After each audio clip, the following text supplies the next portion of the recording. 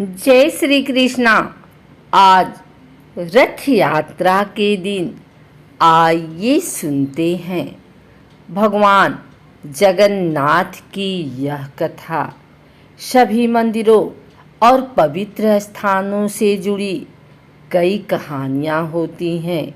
यही प्रचलित गाथाएँ आगे चलकर भक्तों को उन स्थानों तक लाने के लिए प्रवाहित करती हैं।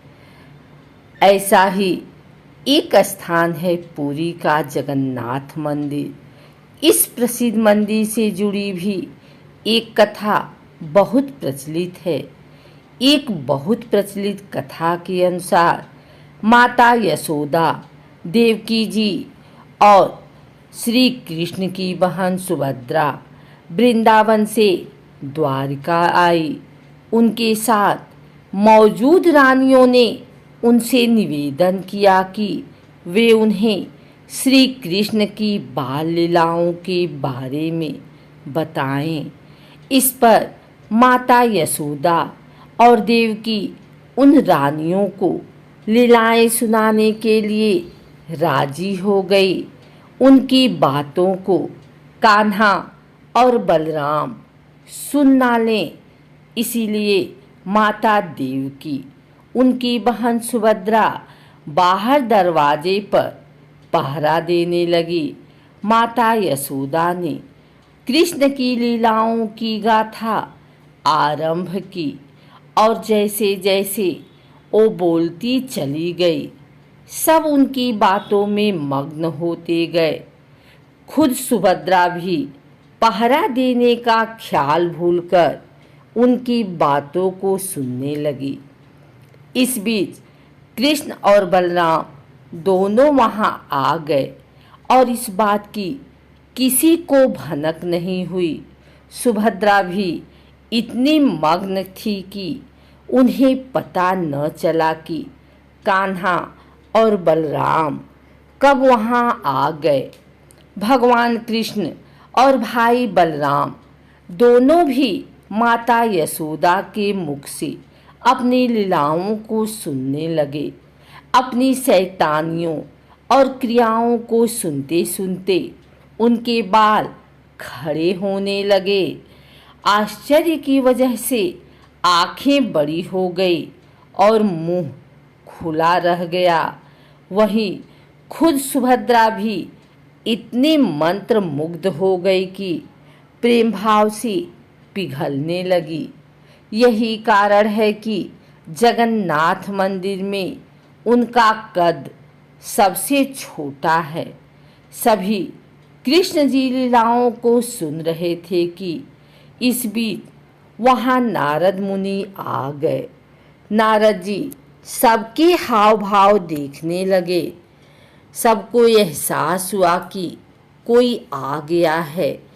इस वजह से कृष्ण लीला का पाठ वहीं रुक गया।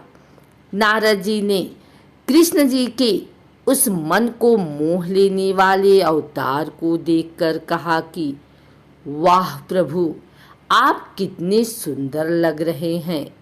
आप इस रूप में अवतार कब लेंगे? उस वक्त कृष्ण जी ने कहा कि वह कलयुग में ऐसा अवतार लेंगे।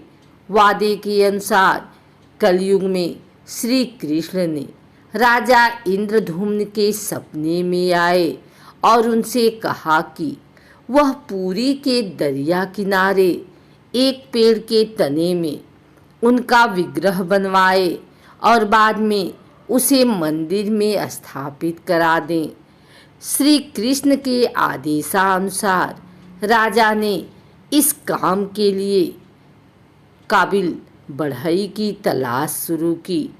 कुछ दिनों में एक बूढ़ा ब्राह्मण उन्हें मिला और इस विग्रह को बनाने की इच्छा जाहिर की, लेकिन इस ब्राह्मण ने राजा के सामने एक शर्त रखी कि वह इस विग्रह को बंद कमरे में ही बनाएगा और उसके काम करते समय कोई भी कमरे का दरवाज़ा नहीं खोलेगा, नहीं तो वह काम अधूरा छोड़कर चला जाएगा।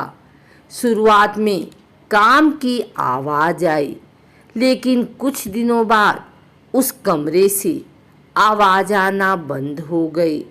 राजा सोच में पड़ गया कि वह दरवाज़ा खोलकर एक बार देखे या नहीं, कहीं उस बूढ़े ब्राह्मण को कुछ हो ना गया हो। इस चिंता में राजा ने एक दिन उस कमरे का दरवाज़ा खोल दिया। दरवाज़ा खुलते ही उसे सामने अधूरा विग्रह मिला। तब उसे एहसास हुआ कि ब्राह्मण और कोई नहीं बल्कि खुद विश्वकर्मा थे। शर्त के खिलाफ जाकर दरवाज़ा खोलने से वह चले गए। उस वक्त नारद मुनि पधारे और उन्होंने राजा से कहा कि जिस प्रकार भगवान ने सपने में आकर इस विग्रह को बनाने की बात कही, ठीक उसी प्रकार इसे अधूरा रखने के लिए भी द्वार खुलवा दिया। राजा ने उन अधूरी मूर्तों को ही मंदिर में स्थापित करवा दिया।